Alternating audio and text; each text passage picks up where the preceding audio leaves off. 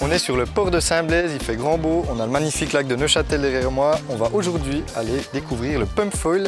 C'est une sorte de planche avec un aileron, comme un aileron d'avion dessous, mais Marion va nous expliquer tout ça. Salut Marion. Salut! Ça va? Oui, toi? Oui. Elle est froide l'eau? Non, elle se réchauffe de plus en plus, donc là on est bien. Bien, ça marche. C'est ça donc une planche de foil? Exactement, de pump foil. Donc on a une petite planche avec un foil dessous qui va nous aider à...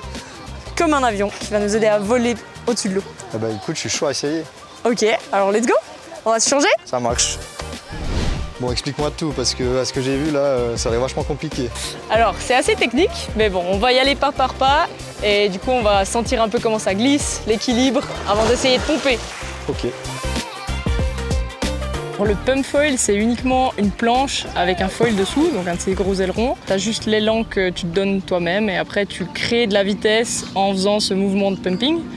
Le wing foil, par contre, c'est un autre sport où tu as une aile dans les mains, une aile gonflable qui ressemble un peu à une aile de kitesurf. Et du coup, tu utilises le vent pour avancer. Et en fait, c'est vraiment ce qui est à la place de l'aileron, puis qui a une forme d'avion, puis qui fonctionne en fait comme un avion. Donc dès qu'il y a de la vitesse, ça crée de la portance. Et du coup, plus tu vas vite, plus le foil il va porter. La glisse est vraiment fluide. On n'a pas toutes les petites interférences avec l'eau, avec le clapot. Donc les sensations sont vraiment hyper sympas. Puis tu voles, quoi. Tu es en lévitation au-dessus de l'eau. Pas mal pour un premier essai. Pour faire du pump foil, il faut avoir un endroit adapté pour pouvoir partir. Il faut un casque, un gilet, une combinaison. Mais sinon, tu as besoin vraiment de la planche et du foil.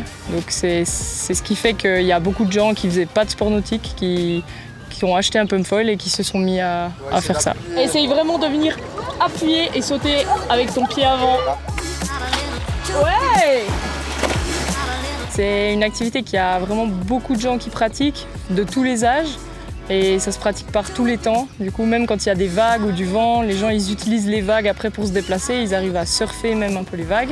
Et c'est vrai que dans les sports nautiques, il y a un peu moins de femmes, mais on essaye de contrecarrer ça, surtout au club où là, on a vraiment de plus en plus de jeunes filles qui viennent. La glisse, c'est pour tout le monde. Toi, t'es hyper chaud, tu pumpes. J'ai même pas pu expérimenter ça parce qu'au bout de 2 mètres, je suis dans l'eau. En fait, c'est hyper bien pour le cardio. Je fais de la compète en planche, du coup, c'est sympa pour s'entraîner pour le cardio. Quand tu sais déjà faire, tu fais des petits tours. Tu travailles aussi les jambes, surtout la jambe arrière. Enfin, ça dépend un peu de ton foil. Mais... Donc tu viens comme ça, hop, et puis tu vois qu'elle glisse. Après, l'idée, tu fais ça, puis après tu sautes dessus. Oui, pop, pop, pop.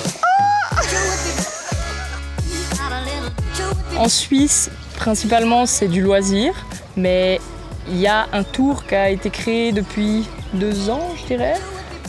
C'est Swiss Foiling Tour. Et en fait, ils combinent la wing et le pump foil. C'est les 2 nouveaux sports qui n'ont pas encore de fédération. Donc il y a un petit championnat suisse de pump foil. Merci. L'explication. Avec plaisir. Du coup, si j'aimerais revenir en pratiquer, comment je fais? Alors il y a juste là derrière, il y a Windsup et ils louent des pump foil. Donc si tu veux, avant d'acheter un pump foil, si tu es fan de ça, tu peux venir le louer et venir t'entraîner. Ok, ça marche. Du coup, pour ma part, je dois encore m'entraîner, mais je perds pas espoir. Salut.